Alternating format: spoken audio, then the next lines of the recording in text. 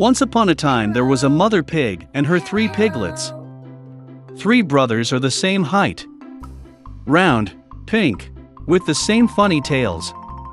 All summer the pigs played in the green grass, basked in the sun, basked in the puddles. But then autumn came. One day my mother said that it was time for them to think about winter. She asked them to build a big house. The younger brother said that winter is still far away. The middle brother said that he would build his own house when needed. And the older brother decided to build the house himself. The younger and middle brothers did nothing but play their games. It got colder and colder every day. The younger brother decided to build a house out of straw. The middle brother thought it would be very cold in the thatched house in winter. He decided to build a house from twigs and twigs. By the evening their housing was ready. They were very proud of themselves and could not get enough of their buildings. Now they were free and could do whatever they wanted. They decided to go to their older brother and see what kind of house he had built for himself. The older brother was busy building. He applied stones, kneaded clay and slowly built himself a reliable, durable home. The younger brothers found their older brother at work. They were very surprised at what kind of fortress he was building. The elder brother calmly continued to work. The younger and middle brothers began to joke and laugh at his house. They were so amused that their screeching echoed far across the lawn. The elder brother asked to be quiet, because the wolf could hear them. The younger and middle brothers were amused even more. They decided that the older brother was just a coward. And the 2 brave brothers went for a walk.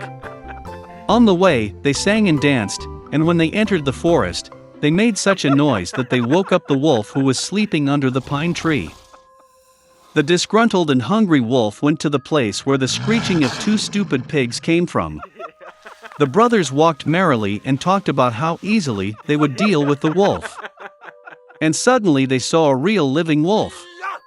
He was standing behind a large tree. He had very evil eyes and a huge toothy mouth. The brothers were so frightened that their thin tails trembled finely.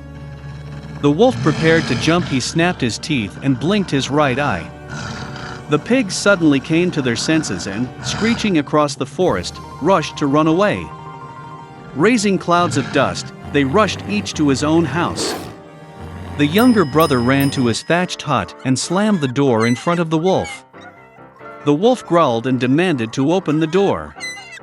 The younger brother, out of fear, could not utter a word. Then the wolf began to blow. The light roof instantly flew off the thatched hut. The wolf took a deep breath and blew a second time, and the thatch house flew in all directions. The wolf was delighted, snapped his teeth, and pounced on his younger brother. But the pig deftly dodged and ran. He ran to the house of the middle brother. The brothers managed to lock themselves up and looked at each other in dismay. The wolf got angry and began to blow. The house is slightly askew. The wolf blew a second, then a third, then a fourth time. But the house was still standing. The wolf took a deep breath and blew for the 5th time. The house shook and fell apart. Only one door stood for some time in the middle of the ruins. In horror, the piglets rushed to the house of their elder brother. The wolf ran after them. He was sure that this time the pigs would not run away from him. The piglets quickly rushed past the large apple tree without even hitting it.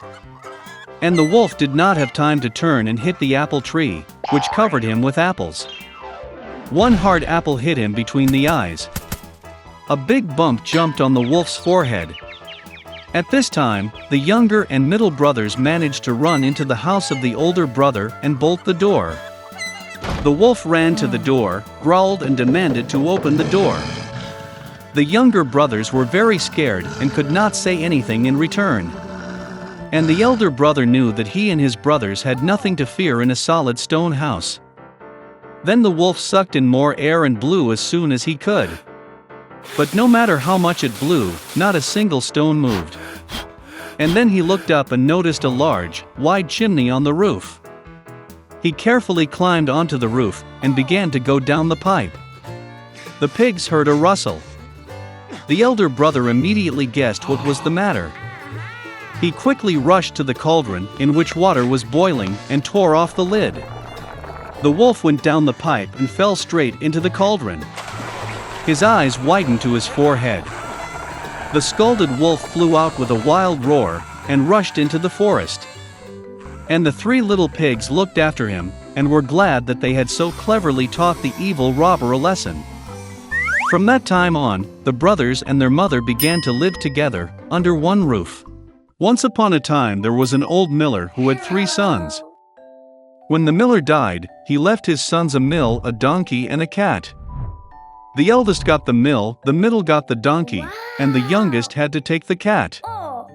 The older brothers laughed at him, but the cat promised that he would make his younger brother rich if he gave him a pair of boots and a bag. The owner was surprised, but fulfilled the cat's request. The cat immediately pulled on his boots on his hind legs, poured oats into the sack, threw it over his shoulders, and went hunting. In the forest, he opened the bag, threw it on the ground, and hid himself in the thickets. He didn't have to wait long. A curious hare galloped to the sack and climbed into it to feast on oats. And the cat was just waiting for that. He jumped out of the thicket, tightened the sack, lifted it on his shoulders, and went to the royal castle. The king of that country was a great lover of good food. The cat bowed deeply to him, handed the hare, and said that it was a gift from his master, the Marquis de Carabas. The king was pleasantly surprised by this surprise. The cat bowed like a real nobleman and hit the road. Goodbye. The next day he went hunting with the sack again. This time he managed to catch 2 fat partridges. The king was delighted to see another pleasant gift. For several weeks in a row, the cat continued to wear partridges and hares to the king. But he did not say anything about this to his hungry and emaciated owner. Once the cat saw a princess in the palace. She was very beautiful. The cat realized that she would be a wonderful wife for his master. And so the king wanted to finally meet the Marquis. The cat replied that they could find him tomorrow for a walk where the mills were. And he himself ran at full speed to the mill. Seeing the owner, the cat said that tomorrow he will need to swim in the river, and then his life will change. The next morning, as soon as he got into the water, the cat grabbed his clothes and hid them in the bushes. At that moment the royal carriage appeared on the road. The cat jumped out onto the road and shouted at the top of his lungs, "Save me! Help! The Marquis de Carabas is drowning!" Hearing this, the king ordered to pull the Marquis out of the water. The miller's son got very frightened when 2 guards began to drag him out of the river where he was basking in warm water. The king ordered to bring him his silk attire. The miller's son initially refused, but he liked the gold-embroidered clothes so much that he gladly put on the royal outfit. The king invited him to the carriage, where the beautiful princess was sitting. The miller's son was dumbfounded, but without further ado got into the carriage. A minute later, the carriage rolled on through the fields and meadows that belonged to the giant cannibal who lived in a huge castle. The cat wasted no time, and what was the spirit rushed ahead of the carriage towards the meadow, where the reapers were working in the sweat of their brow. He asked them to say that these fields belonged to the Marquis de Carabas, otherwise the evil cannibal will eat them. Before the astonished reapers could reply, the king's carriage pulled up. And when the king asked whose meadows they were, they answered in a friendly chorus that these fields belonged to the Marquis de Carabas. Meanwhile, the cat went straight to the man-eater's castle. With feline dexterity, he jumped over the stone wall and made his way into the castle. The cannibal was sitting at a large table laden with various dishes. Seeing the Puss in Boots, he was greatly surprised at such impudence. The cat began to tease the giant and said that he could not turn into a lion. Before the cat had time to utter these words, the cannibal turned into a huge lion with a shaggy mane. The cat's soul went into his boots from fear, but he overcame it and said that the cannibal could never turn into a mouse. The terrible lion disappeared, and a small mouse appeared in its place.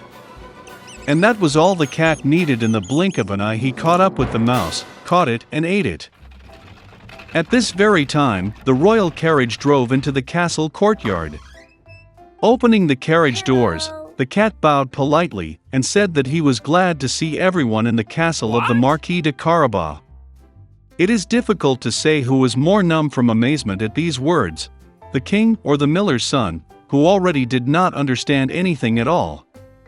The cat took the guests to the table.